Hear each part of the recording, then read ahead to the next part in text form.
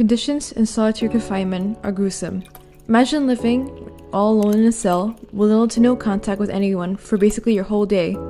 People can end up in solitary confinement for a multitude of reasons of varying degrees, from ignoring orders, untreated mental illnesses, and drug use while in prison, to major offenses such as murder, assault, or other violent acts. In a report done by Stuart Gracian, solitary confinement fosters difficulties with memory, thinking, and concentration, lack of impulse control, among other psychological factors. He argues that solitary confinement carries major psychiatric risks. Luckily, this can be changed. The brain structure is not fixed and can be altered, a concept called neuroplasticity.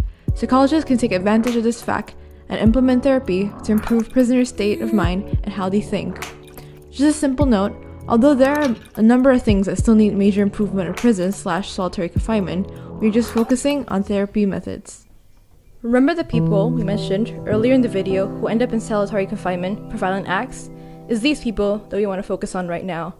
As we know that the reason for why people act violently can be explained through a malfunctioning POC, the part of the brain responsible for decision making and regulating the amygdala, where the flight or flight response is controlled.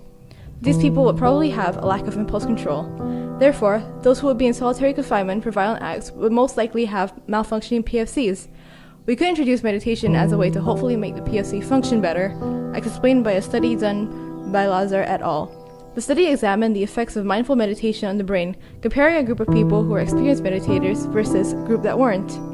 They found that meditation could improve cognition, emotional, and sensory processing, as the group of meditators had more volume in their PFCs compared to the non-meditators. Therefore, we could aid those in solitary confinement to build their PFC volume, possibly allowing them to improve in all those mental processes that the meditator group and Lazar et al. Had somewhat excelled in. Playing board games is an interactive activity as it requires at least 2 players, unless you're playing a game of solitaire, of course, to execute the game. And it has been found that board games enhance social skills such as helping with sharing, coping with failure, making conversation, and waiting. Perry and Pollard studied the effects of global neglect on the volume of one's cortices. With an fMRI, they found that children who experienced global neglect had lower volume in their cortices, one of them being their prefrontal cortex. Inmates in solitary confinement experience similar conditions to those who experience global neglect, such as social neglect. This suggests that solitary confinement reduces the volume in their PFCs, causing them to make more irrational decisions. This can be explained with a dual processing model. Our PFCs use System 2 processing to create thought-out, long-term decisions based on consequences. With this lack of activity, the PFC automatically uses System 1, a process that is initiated by impulsive decisions leading to aggression and violence. This defeats the whole purpose of solitary confinement, as it could lead for further crimes to occur. If inmates were given a time of the day where they get to play board games with another individual, this will increase their social interaction and decrease the levels of social neglect. By reducing their levels of social neglect, this can cause inmates to reduce their violent acts in solitary confinement, which could lead to a lighter sentence, or perhaps a faster release date, or to simply create a better environment for them. Art is a creative medium that allows an individual to express their emotions non-verbally, as well as discovering oneself throughout the process. It provides an opportunity for prisoners the satisfaction of creation rather than destruction. A study by Brewster et al. Investigates the effect of art therapy on inmates. In 1983, the Arts and Corrections program was implemented in 4 prison facilities, representing various individuals with different backgrounds and identities.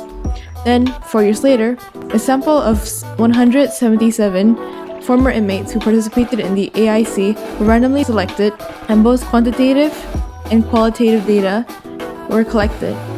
The data of Brewster et al. Suggested that participation in AIC, art therapy, results in personal growth. According to the quantitative data, 74% of prisoners who participated in the AIC program had clean records their first year out of prison, in comparison to only 49% of other inmates.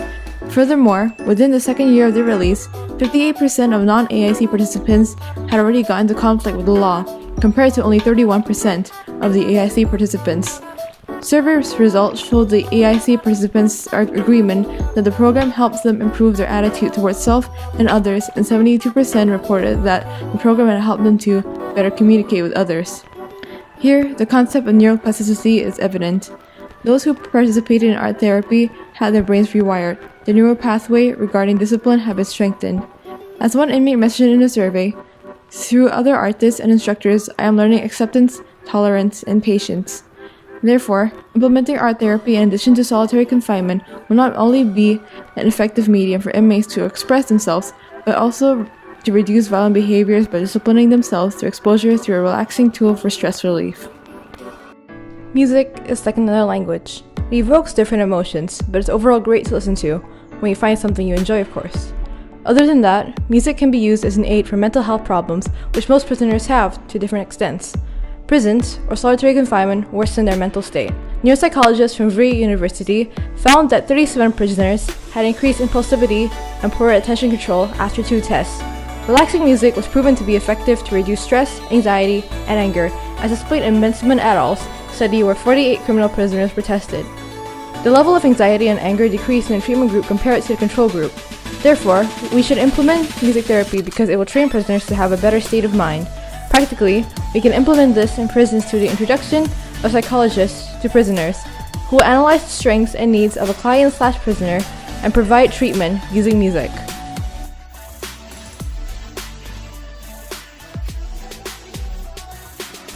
While there are ethical implications arguing for solitary confinement, the psychological ones state that there need to be changes made to the system. Though this is an issue that goes deep within the complicated social politics of multiple countries, the methods that we propose in this video could be a small step towards making prisons a more effective place where both inmates and the citizens we hope they will become.